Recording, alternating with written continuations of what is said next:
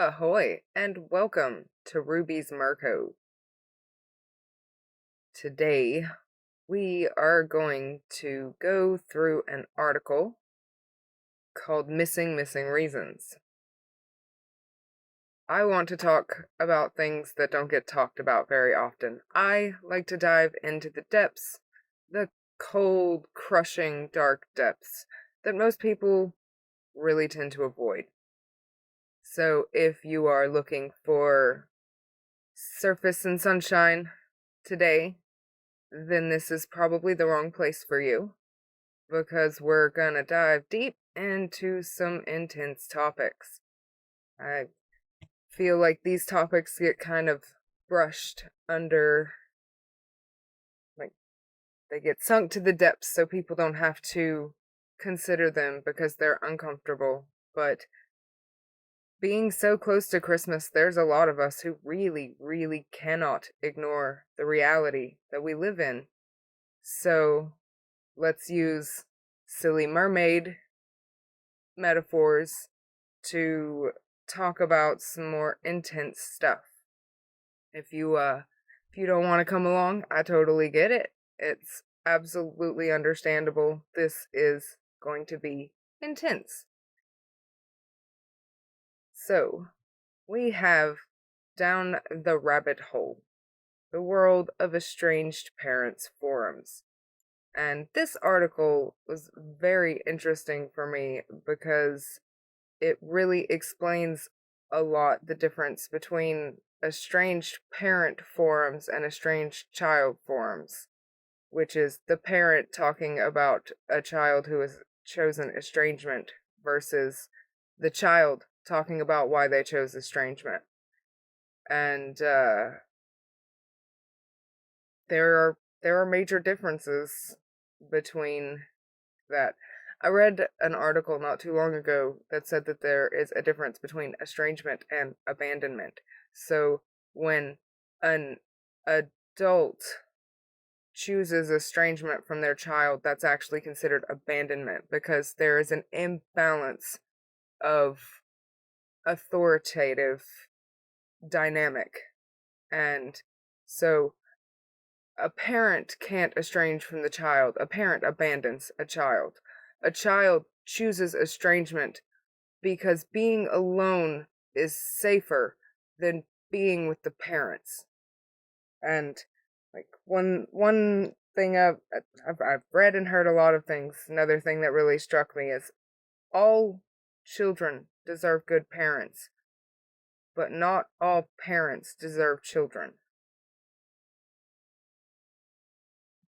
And that's a really interesting thing to consider. We like to see parenting as this big holy commitment, but at the same time, we don't. We actually consider parenting a punishment often.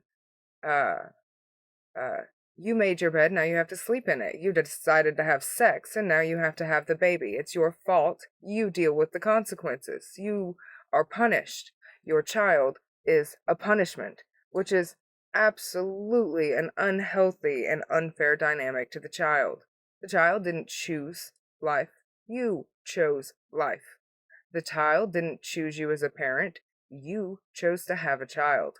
So, the dynamic is not balanced. So when a parent estranges from a child, that's abandonment. When a child estranges from their parent, that's estrangement. Because the child does not get, like, the child is not seen as on equal footing with the parent.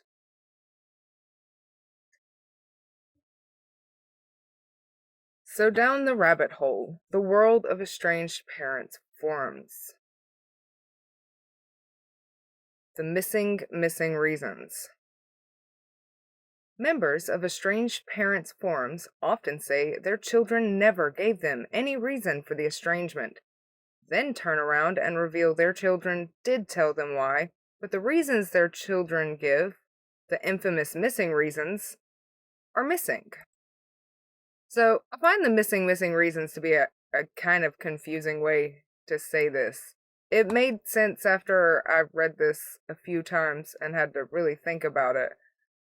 But the parent, the in these dynamics, the child is like, "Hey, you're breaking my boundary. I don't like it when you call me spoiled and ungrateful, when you call me evil. I don't like it when you tell me how to live my life, even though I'm an adult who gets to make my own choices."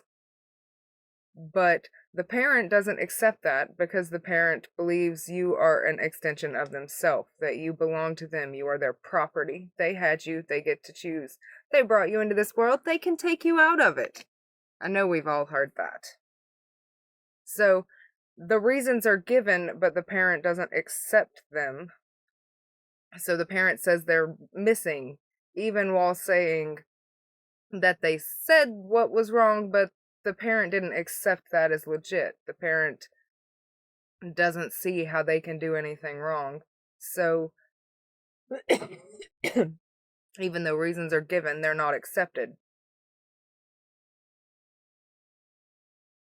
So they say they're missing reasons, but the reasons are actually there, but they're missing. Hence the missing reasons. It's very weird to say. Like, definitely. For example, we have Elizabeth Vagonini's an excerpt from Why Some Grown Kids Cut Off Their Parents. My sons consistently refuse to reply to my emails and let my calls go to voicemail, or barely speak if they do answer. That's called gray rocking? Good plan. Definitely use gray rocking if you have uh, problems like that. They accuse me of being a terrible person but won't elaborate about exactly what I've done. Well, sometimes they do, but it doesn't make sense, at least to me. See, that's what we're talking about here. They accuse me of being a terrible person but won't elaborate about exactly what I've done. Immediately followed by, well, sometimes they do, but it doesn't make sense to me, at least. Makes sense, at least to me. So there's no, hey Groucho, how are ya? So there's no acknowledgement of wrongdoing. There's no, maybe I did make a mistake. For example, it's hard to be a part of the birth of my grandchild if I didn't know that I was going to have one.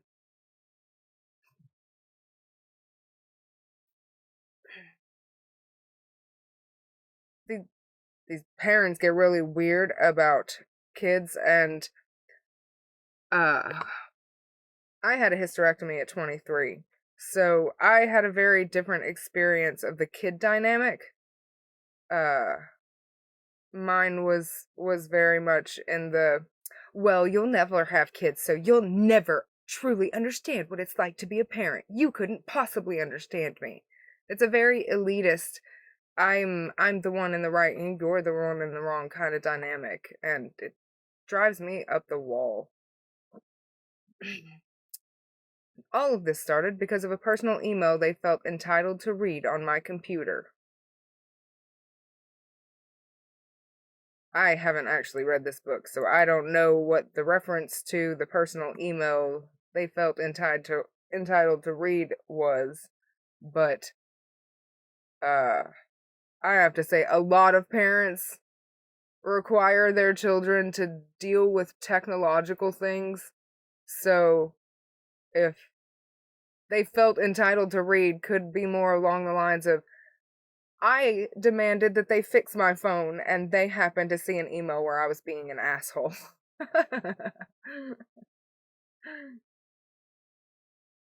You been doing good, Groucho?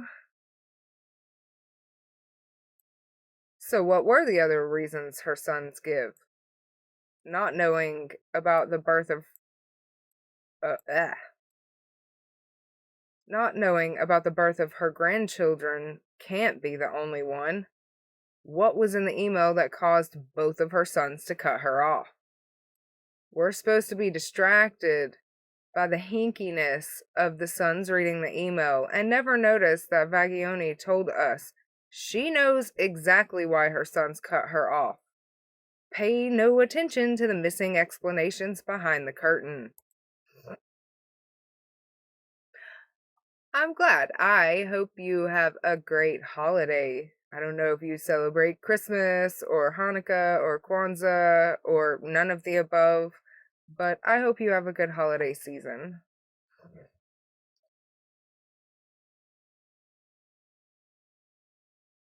And that's distraction.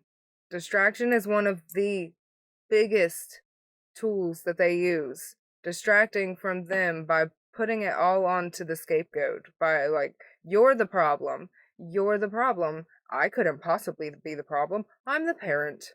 You're definitely the problem, and you better fix this. And, like, the double message, double bind absolutely gets me. Like, back, they accuse me of being a terrible person, but won't elaborate about exactly what I've done.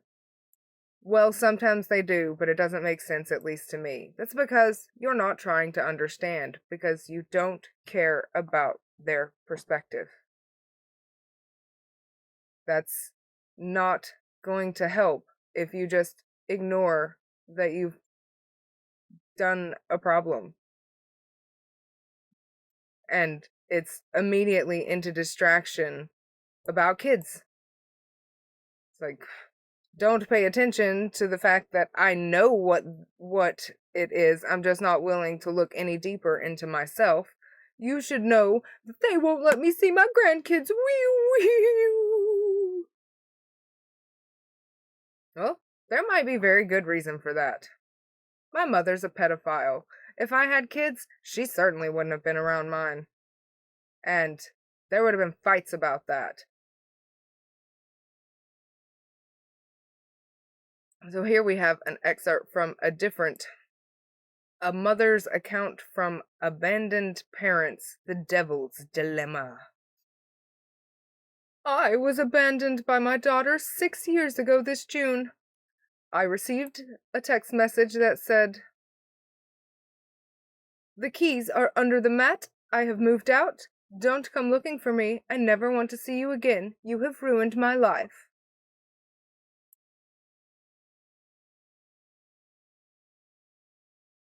I got home and found my husband standing in her empty room.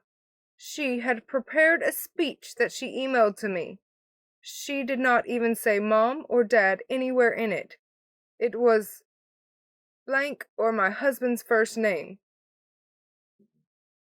She stopped communicating with me about a year after.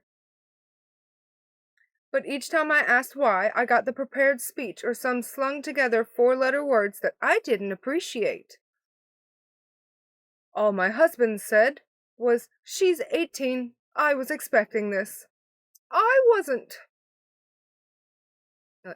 A prepared speech is gonna have reasons in it. A prepared speech is gonna explain what's felt. Like, I took 3 days 3 days of writing and editing for my final email to my mother, henceforth called Felicia. Because bye, Felicia. But none of my reasons were ever accepted or acknowledged. I'm the child.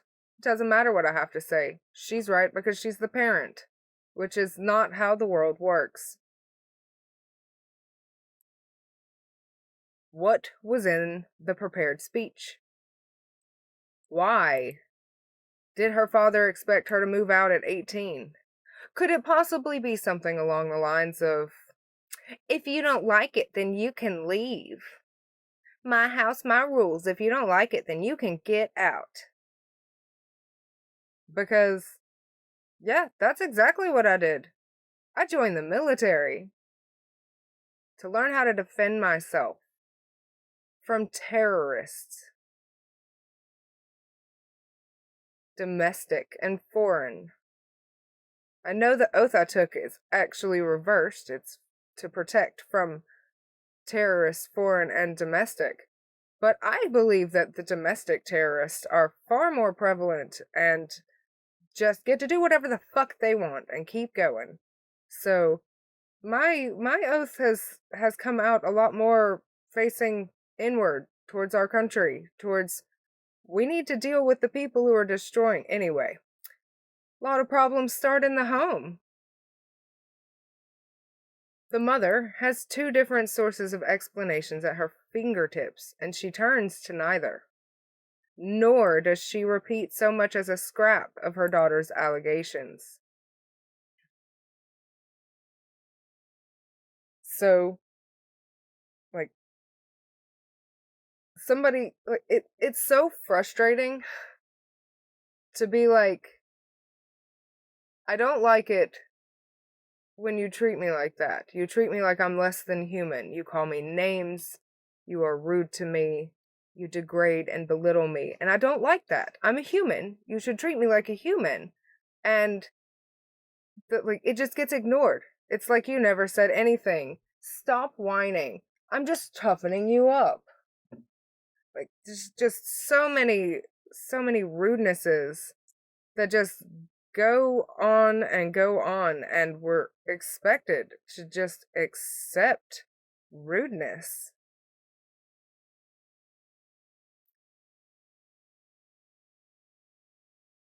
Next, we have a quote from a member of a group for estranged parents. Sometimes when I've tried, all I've heard back is pages and pages of abuse. It kills me and my husband when we have to read what a despicable person I am, how evil and twisted and negative, and 1,000 other things too. I sent an email to the middle son asking, what have we ever done? What had ever done as the after all these years, no one has ever spelled it out to us. The reply last night was unbelievable. The things he said were cruel, vindictive, and completely untrue. He remembers things in a totally distorted way, and he believes 100% that this stuff is true no matter how much we try to tell him he has it wrong. And that's kind of the essence of it, isn't it? You've asked what was done, and he explains it, but rather than look at it, you're just like, nope, that's not real. That's mean. I can't believe you would say that thing to me. Without really taking a step outside of yourself and considering what the issue is. And, like, I don't, as the scapegoat, I always took the problems. Like, it took me years. It took me years to stop being responsible for other people's problems. The problems that get projected onto you as a scapegoat for the family is everybody else's problems. They're projecting how they feel onto us. And if you grow up in that, you actually believe it's true. You think you're the problem. You're a kid. You believe what the parents tell you. They're here to help you learn how to navigate the world and understand things.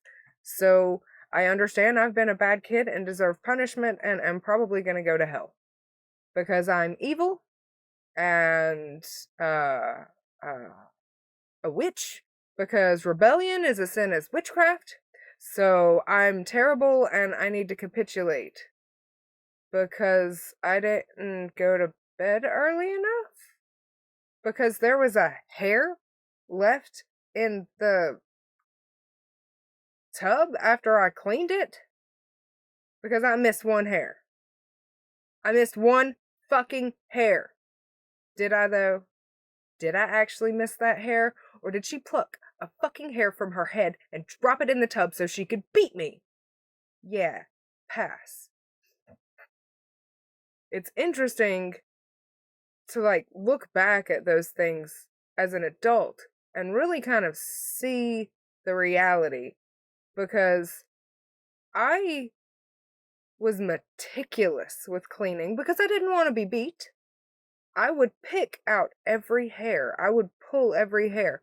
So when I'd get beat for missing a hair, I would be so confused that I had done it so well, and it would be years before I learned about cops dropping drugs in a car so they could arrest someone. And when I learned about that, it was like an immediate connection between that and random, like a single random hair found in the tub. It might have fallen off of me when I finished cleaning, but I think she just enjoyed abuse. So back to the pages and pages here. What was in the pages and pages that her sons wrote? Why did it count as abuse and not as an explanation? And that's like, I think that there is a double-edged sword, because they've projected themselves onto us. They've taught us how to communicate, and they communicate like assholes. So we learn that we have to communicate like assholes, but we're not allowed to communicate like assholes. I'm not allowed to call her evil or abusive or controlling or manipulating. She can call me those things as a child, but I don't get to call her those. I have to respect her authority. So there is a very distinct difference between abuse and explanation, and it's really hard to explain things that stress you out and upset you without being, I don't want to say abusive, but maybe aggressive. Forceful. Forceful is the right word, because you use force to establish boundaries. And you're, as a child, trying to establish boundaries, but not having any education of how to communicate properly, you're going to communicate the way you've been taught by your parents, which is abusive. They taught you to communicate through abuse. So when you're like, I don't like you're being a bitch to me, you're being abusive, even though they've called you a bitch plenty of times. So it's, I think for me to get past that point, I kind of had to make the decision that nobody makes me an asshole. I'm not going to let other people's actions push me into being an asshole. That's not to say I'm going to sit around and tolerate abuse. You're not going to sit here and talk to me any way you want. I'm just not going to call you names back. I'm going to get up and walk out. This conversation is over. You're not going to talk to me like that. But I'm not going to snap off and, as much as I'd like to at times, tell you how much of a piece of shit you are. That's okay. I'm not going to say that, but I'll just scream it in my head really loud. Because I don't want to be an asshole, and the problem with that kind of thing is, as much as it's validated, like as much as it's deserved, it undermines what we say. They can't hear anything because I call them a bitch. I'm just being mean and petty and abusive, so they don't have to listen to anything else that gets said. And so when I started managing that, and it was fucking hard, I'm not gonna lie, it was super hard not to pop off, because they like pushing buttons. There was a lot of incessant poking in an attempt to set me off. But like, it was kind of funny because I was visiting Buddhism classes at the time, so I was learning about non-reactivity, and so I decided to try it out. And I had 3 separate conversations with Felicia, And after the third one, like these conversations were awful. She was mean, disrespectful, poked at me until I had could have no more. And so I'd just be like, "Okay, I can see you're in a mood today. So I'm going to let you go. I love you. I'll talk to you when you are in a better mood." And I'd hang up on her. Like I would tell her I love her, I'd tell her bye, and I'd hang up on her. Like it was an end to the conversation.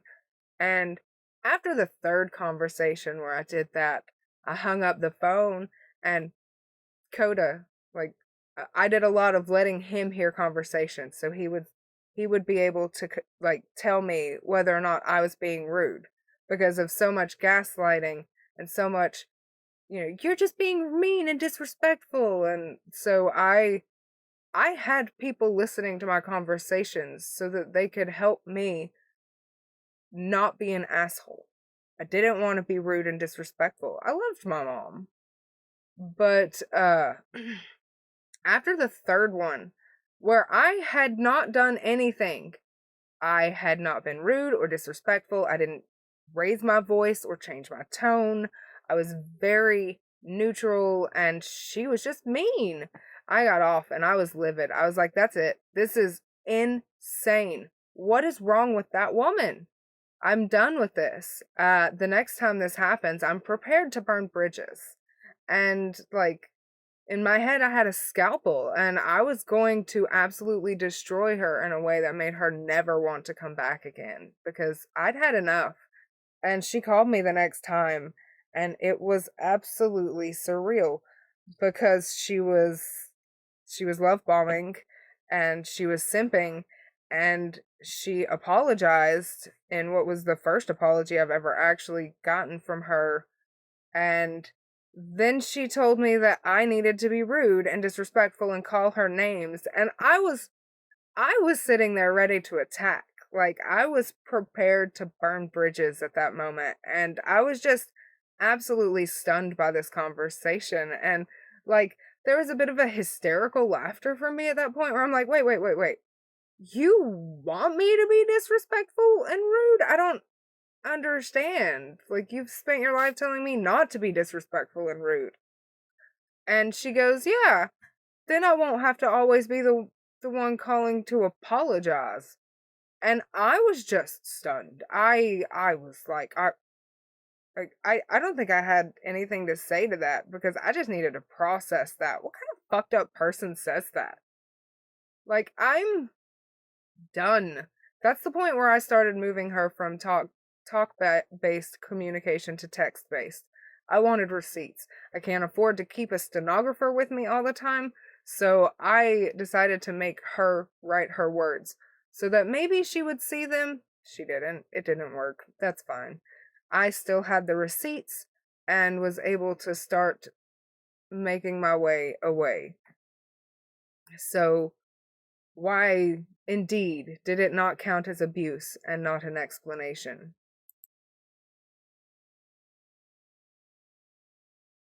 Were her sons really able to fill multiple pages with nothing but, "Dear Mom, you're despicable, vile, twisted, and negative. I hate you. I really, really hate you. Because you're vile and twisted and negative. You're a bad person and you should feel bad. I feel bad because you're so bad." Or was there anything solid in there? Anything at all to explain why they thought their mother was despicable?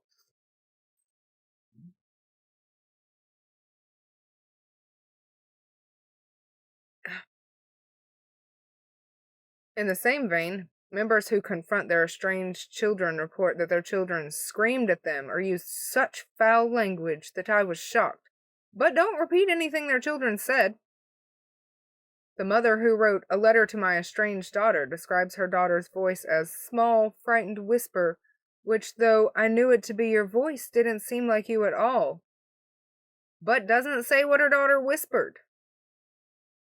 The letter is marked by the complete absence of the daughter's words, even as reported speech. And that's one of the things that I really look for in stories these days when I'm reading things. What no matter which side it's on, I are you are you hiding your part of this? Are you trying to control the narrative. Are you like through this she's describing her daughter's voice to be a small frightened whisper, which doesn't seem like her at all, but not telling what she whispered. So what was so hard for her to say? So if you're hiding information, I'm going to be less inclined to listen to what you have to say. When members do say what the allegations were, they paraphrased heavily, choosing the most trivial offenses and trimming away all context. Elizabeth Vagones said her son accused her of not being part of his child's birth, even though he hadn't told her he was having a child. The accusation is stripped of all seriousness because it's so bizarre, an impression created by the lack of context. Another estranged mother, the woman quoted above, whose sons sent her pages and pages of abuse, said, "Last night he scraped the bottom of the barrel. When I was on holiday with him and his second wife and his kids, not hers, 3 years ago, I was there as a babysitter to do them a favor, although I had to pay for 2 weeks' car rental. Apparently, I had insulted his ex-wife, who he walked out on 5 years earlier for another woman. And get this, I insulted his dog, which, by the way, was a bit disturbed, and he eventually had to rehome it.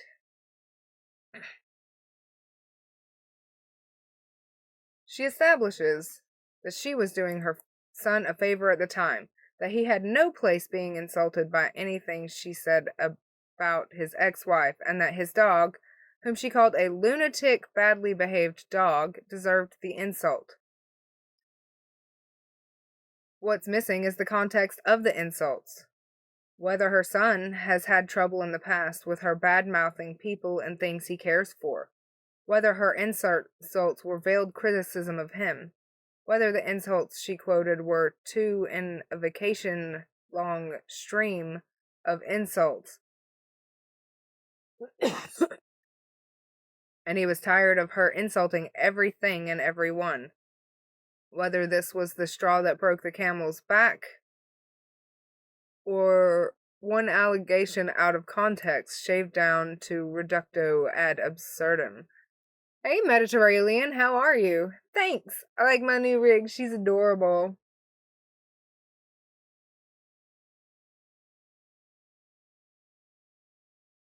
She got like fun little facial expressions and stuff.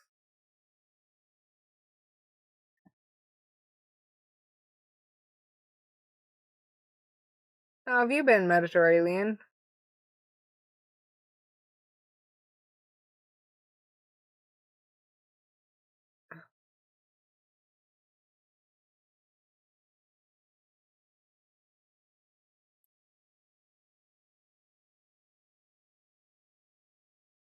I'm doing alright.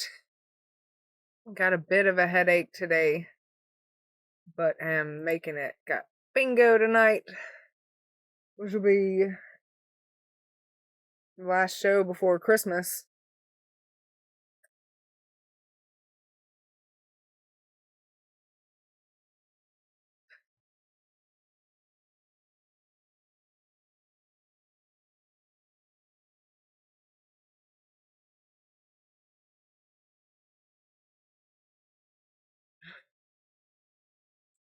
But I agree with the missing context of the insults.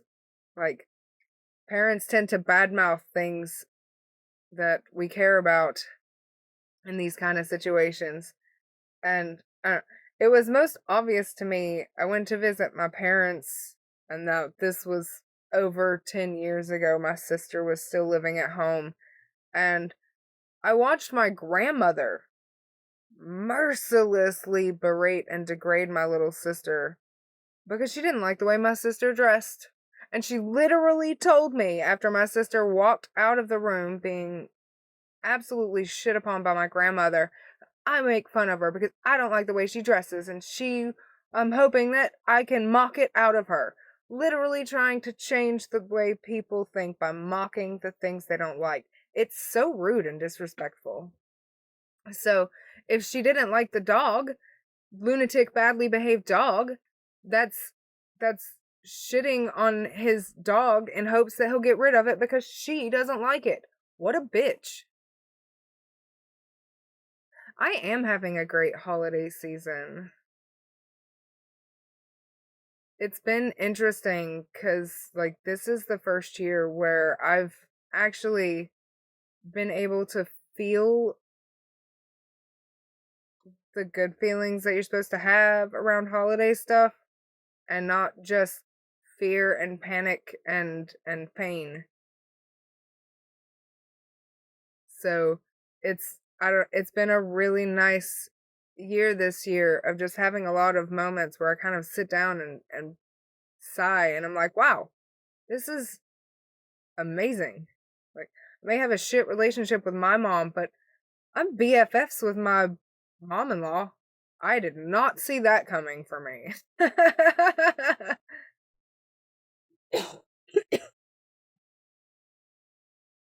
I hope you're having a great holiday season as well.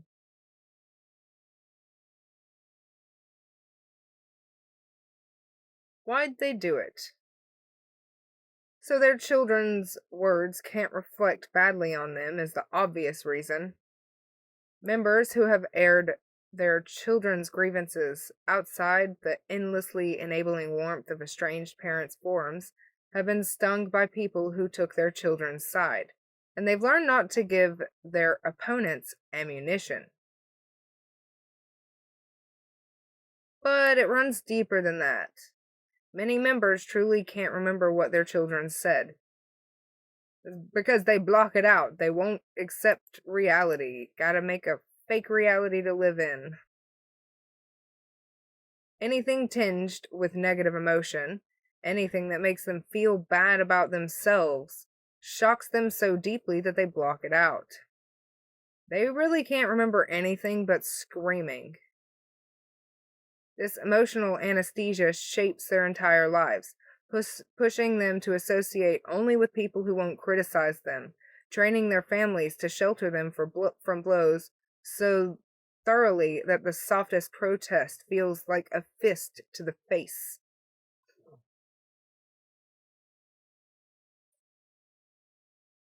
Emotional anesthesia is or amnesia is a really good way to say that because, like, screaming matches, especially when you're throwing shit hard, being rude and mean and calling names to each other, it is intense and hurtful. And emotional amnesia protects us from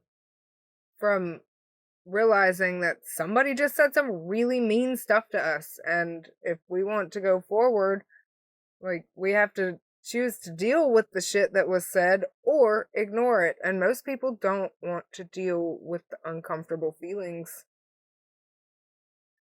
But life comes with uncomfortable feelings, and they have to be dealt with if we want to make any kind of progress. We're not going to get better by choosing emotional anesthesia like our forefathers before us. If we want progress, we have to choose emotional intelligence. But it runs deeper than that. Posts in estranged parents' forums are vague. Members recount stories with fewest possible details and least possible context. They don't recreate entire scenes, repeat entire conversations, give entire text exchanges. They paraphrase hours of conversation away. The only element they describe in detail is their own grief or rage, nor do the other members press them for more information.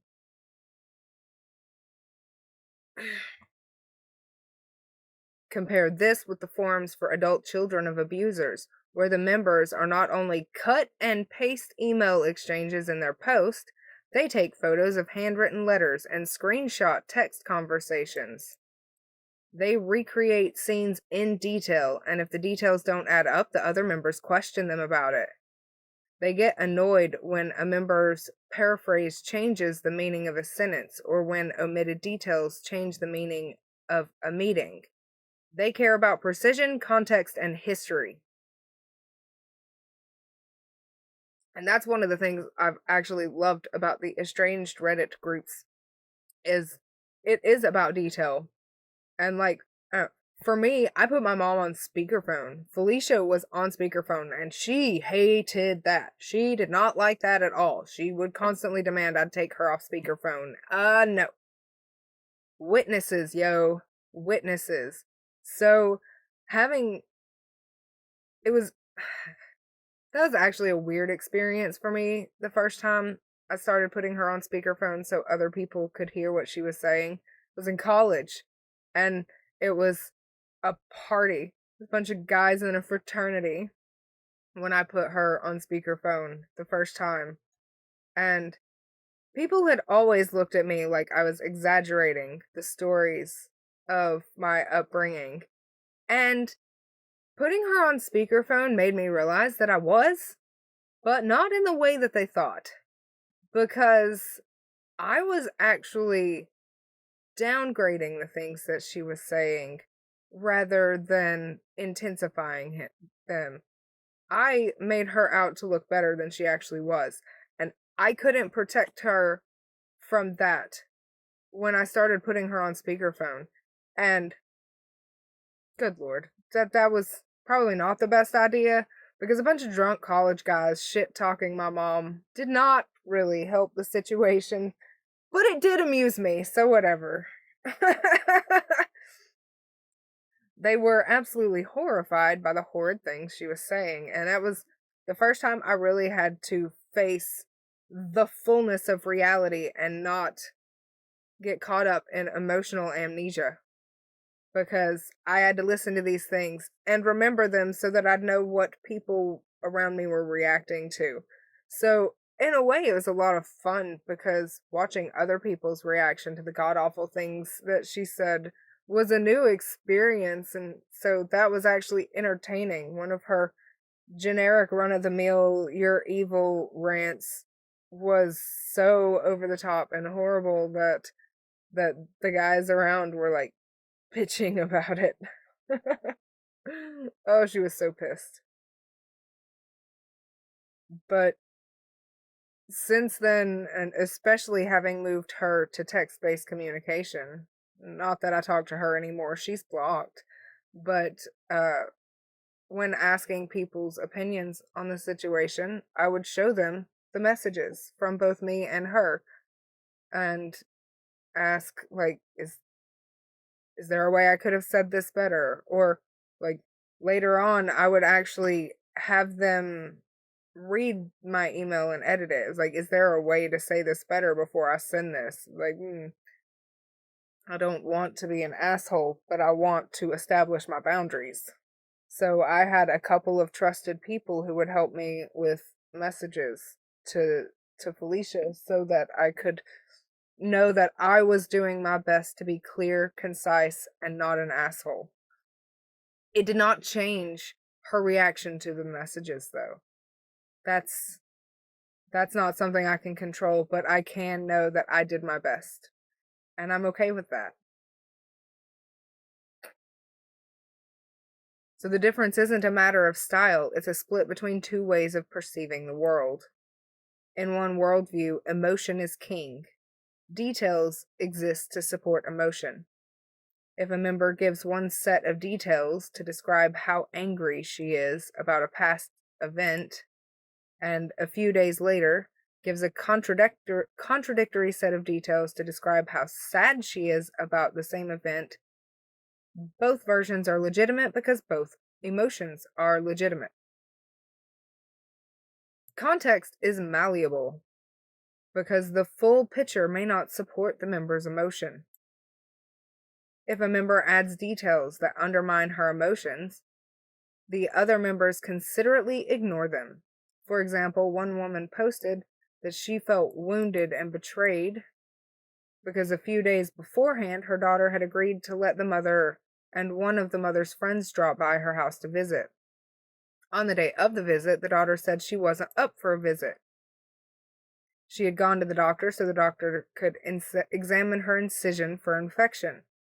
She had gotten the incision 2 weeks earlier when she had a C-section while miscarrying a near-term baby the day before Christmas. The mother was broken because the daughter accused her of being selfish. The members all agreed that the daughter was the selfish one. She had no right to speak to her mother like that, and she should be more supportive of her mother in her mother's grief for her lost grandchild. Anybody see a problem with that? Just curious. Anybody see a problem with that? Emotion creates reality. In the second worldview, reality creates emotion. Members want the full picture so they can decide whether the poster's emotions are justified. Small details can change the entire tenor of a forum's response. Members see a distinction between "she said I'm worthless" and "she said something that made me feel worthless." And that's an important distinction. A lot of times we miss that kind of context. We go on what somebody's words made us feel rather than what they actually said. And we also tend to have difficulty understanding that not everyone uses language the same way. A lot of different people use the same words in a lot of different ways. Define RAM. If anybody is around, I would just like you to define RAM.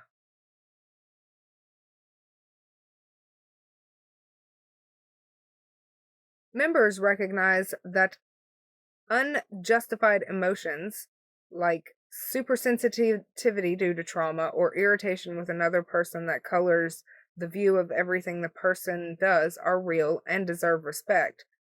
But they also believe that unjustified emotions shouldn't be acted on. They show the posters different ways to view the situation and give advice on how to handle the emotions. In short, they believe that external events create emotional responses, that only some responses are justified, that people's initial perception of events are often flawed, and that understanding external events can help people understand and manage emotions. The first viewpoint, emotion creates reality, is true for a great many people. Not a healthy truth, not a truth that promotes good relationships, but a deep-lived truth nonetheless. It's seductive. It means that whatever you're feeling is just and right, and that you're never wrong unless you feel you're in the wrong. For people whose self-image is so battered and fragile they can't bear anything but validation, often it feels like the only way they can face the world. What can be done about it? Nothing. I'm sorry. When denial runs that deep, when avoidance is that in-ground, a person can't be separated from it any more than they can be separated from their bones. It's why I aim this site at estranged adult children and outsiders, because members of estranged parents' forums can't be helped. Their entire system of defenses is designed to make them unsavable. From my own experiences with a former friend who had the same difficulty absorbing negative input, I can tell you that by framing criticisms very, very carefully with lots of positive input and as little emotion as possible, you can coax someone to accept little slivers of negative feedback. But you have to explain it so gently they don't understand how serious the situation is, and in a few weeks they're back to their old selves.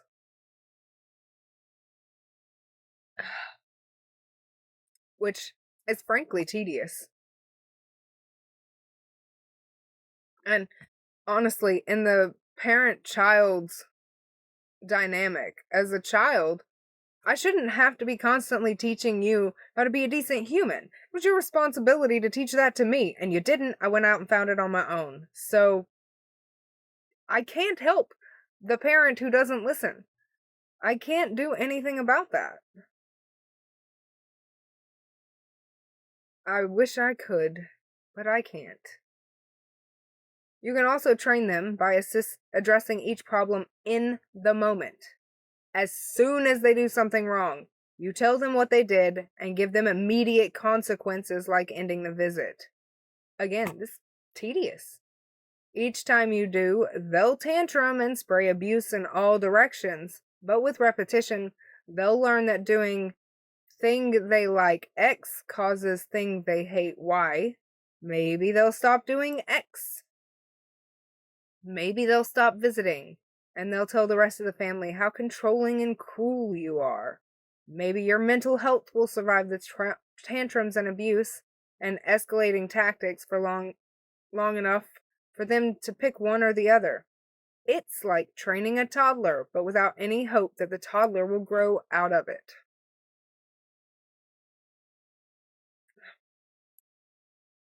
There's a reason the members of estranged parents forums are estranged. If you're an estranged adult child and you're looking for a way to get your parents to hear what the problem is, I'm sorry, but you have your answer already. They don't want to know.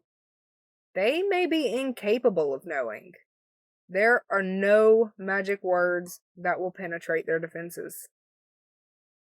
The good news is, you're free. You can stop now. If you need permission, I'll give it to you. You are hereby allowed to stop trying to get through to your willfully deaf parents.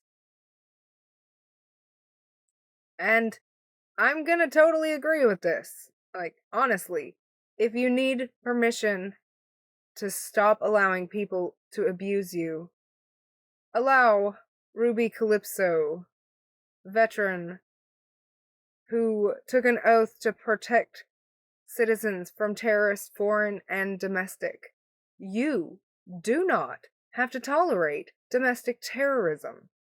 You do not have to tolerate domestic terrorism.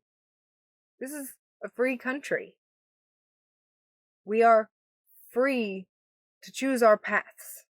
We are free to choose. You should choose the thing that helps you sleep better at night.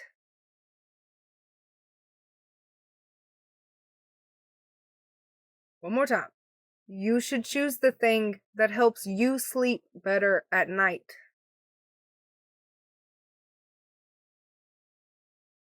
Because you're worth it.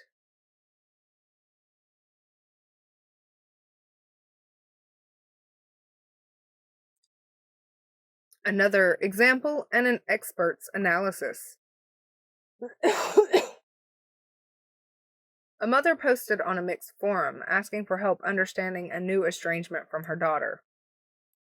She and her husband, the daughter's stepfather, have been estranged from the daughter and her family for several years, until a surprise visit they paid to the daughter's house brought about a fragile reconciliation. At the time of escalating tensions, the mother and stepfather had a run-in with the daughter at the grandson's soccer game. I brought a bag of used clothing and was talking to another mother, giving her daughter son on team some of the clothes if they might fit. Within approximately 5 minutes, daughter appears behind me and says, "I want to talk to you now." I replied, "Just a moment." "No, now." She raises her voice. I turn from the lady on the bleachers and say, "I'll be with you in just a moment when I finish speaking."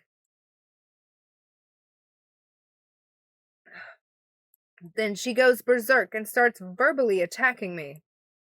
Note, I have no idea why or what she's talking about.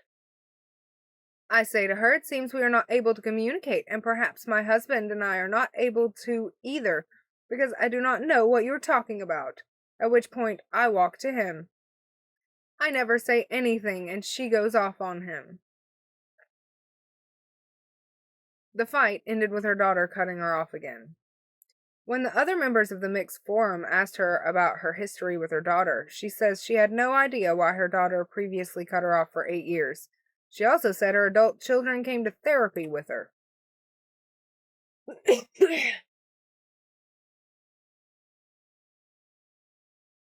To give them the opportunity to share any and all things that had bothered them during childhood, during divorce, and the teenage years in order to move forward as an adult, respectful relationship. I got things like, you packed corn chips and lunch every time, and didn't change that up when they didn't eat at school. Really? Is that all you can come up with? Seriously?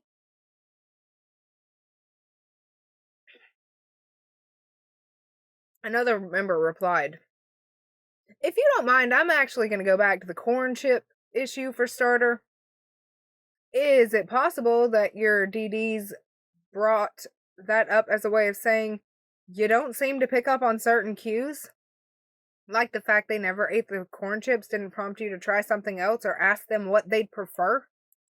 By the same token, and in a more serious matters, perhaps your estranged DD feels you don't pick up on some important clues now.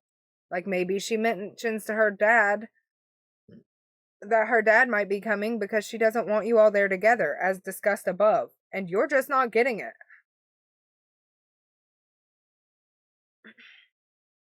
A mother replies, I read your post to DH, and at some points he was laughing just because of the way this way of connecting. Because of the not picking up on certain cues comments.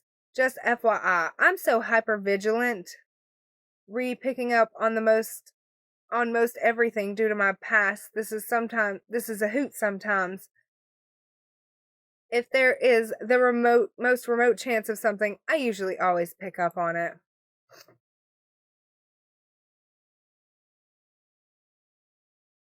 Another member, a 60-something grandmother and licensed psychologist who worked as a guardian ad litem, had a reply so perfect and thorough that I'm going to let it stand as the conclusion of this article. Of course you know why you were cut off. According to you, your daughter stood in front of you at the baseball game and told you why. I presume she used words you understand in a language you both speak, thus you do know. I can understand you did not like the delivery method, but the delivery method does not affect the meaning of the words, nor does it invalidate her feelings or opinions. You may feel justified in turning off your listening because you didn't like her delivery, but that's not helpful at all for you. It's like refusing to accept your paycheck because you want it printed on a pink check and not a green one. The money is still the same. I can understand that you may not agree with whatever she told you is the problem, but again, that does not mean there is no problem. She told you in a language you can understand what the problem is, and you understood her meaning. That you disagree with the problem is immaterial. It's still a problem whether you agree with it or not. It will forever be a problem until you deal with it. Saying, I don't understand the problem, when you really mean, I don't agree this is a problem, will not make the problem go away.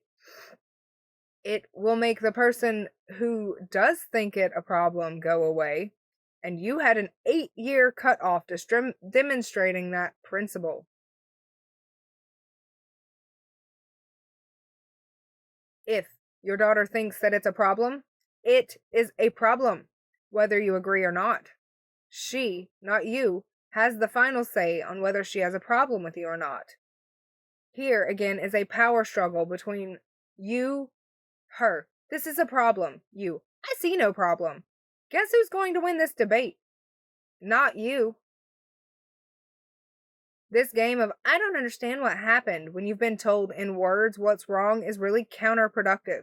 Yes, it permits you to shield your ego, self-esteem for criticism and exposure of your inadequacies in the relationship, but it loses you the relationship.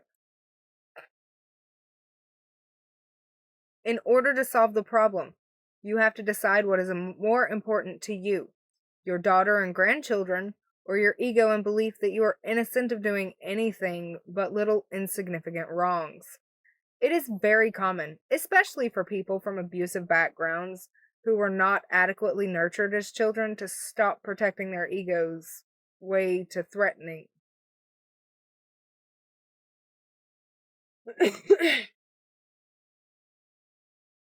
And many, especially if they have another emotional outlets, such as supportive spouse and friends, will choose ego over a relationship. It's easier and more comfortable, but ultimately very self-defeating and impoverishing. The mother never replied, but she did keep going to her grandchildren's games uninvited and cornering her grandchildren to talk to them.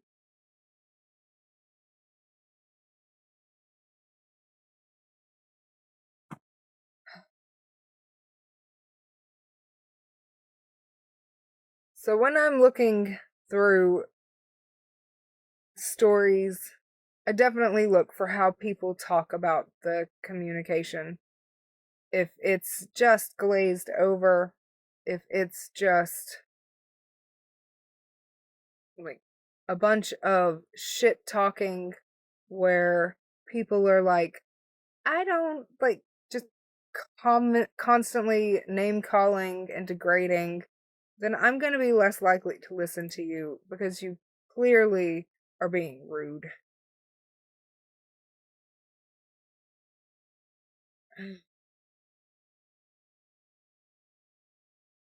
But to people who have chosen boundaries and safe space for themselves, for the holidays, or for whatever reasons, you deserve peace. You deserve safe space. As a soldier, I totally fought for that. Take it. Okay? I love you guys. Take care of yourselves, because you're worth it. And happy holidays.